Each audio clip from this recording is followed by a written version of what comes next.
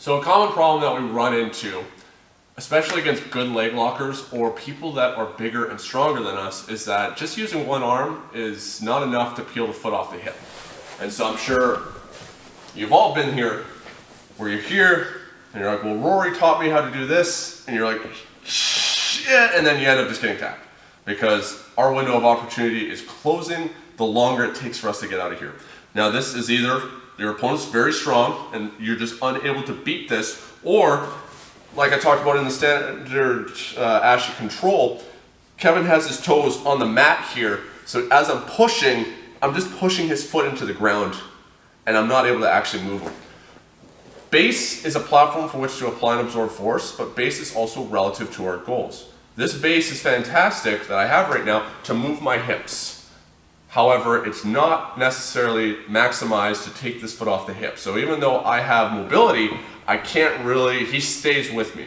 And so our goal is going to change. Our goal is to now get this foot off. What I'm going to do here is change my base to laying flat on my back so that now I can push off with my shoulders base into the mat and use both my arms to push his leg upwards. Kevin's leg is strong in this curling motion. It is not strong sideways here. So as he's controlling my hip, I fall back, I control, I can just grab right here on the sole of the foot and mid-foot, and I'm going to push upwards. I can also push a little bit outwards if I need to. It's going to be kind of a push-pull here depending on how his legs are positioned, how close this one is over top of it, how, like me being 6'5" and Kevin being shorter than that. The builds feel how, if I got to push outwards or push more upwards or end up kind of playing around with the directions. As I push this off, I make sure that now it lands far away from me. I don't bring it in close because if I get close, my arms become bent. Now Kevin can overpower that. I push it outwards, my elbows are locked. Here, Kevin tries to get his foot back. No way. If I'm feeling like the pressure is going on this ankle lock a lot, if I have to, I start adjusting my hip at this point. I'm not going to be focusing on trying to pin this foot to the mat and jump over top of it quite yet. I just need to make sure that I'm clearing my hip. So I back up a little bit. Here, I fall back, foot off.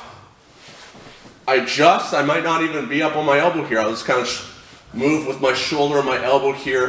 This foot is in base, so that I can just adjust my hip angle here to keep myself comfortable.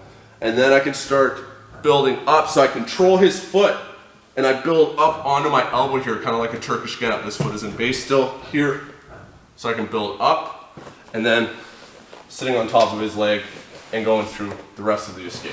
So, the other side.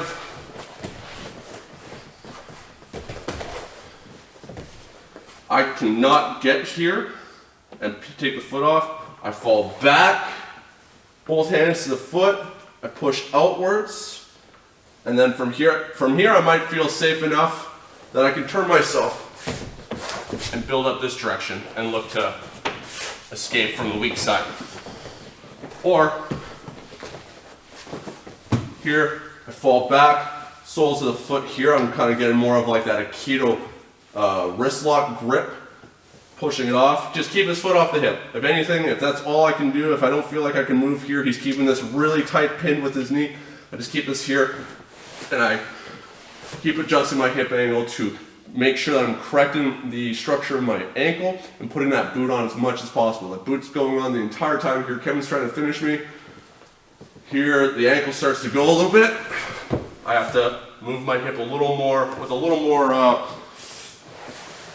energy to try and catch up to him to make sure that my foot's not getting bent here, because even though I have the foot off the hip, if I'm not moving, then it's still going to hurt me. So just make sure that the goal is changing, and so base is relative to the goal. Laying back, use both your arms, peel the foot off in a way that is making the leg weak, so in a weak plane of direction, and go through all the other steps that we've talked about in the rest of this series.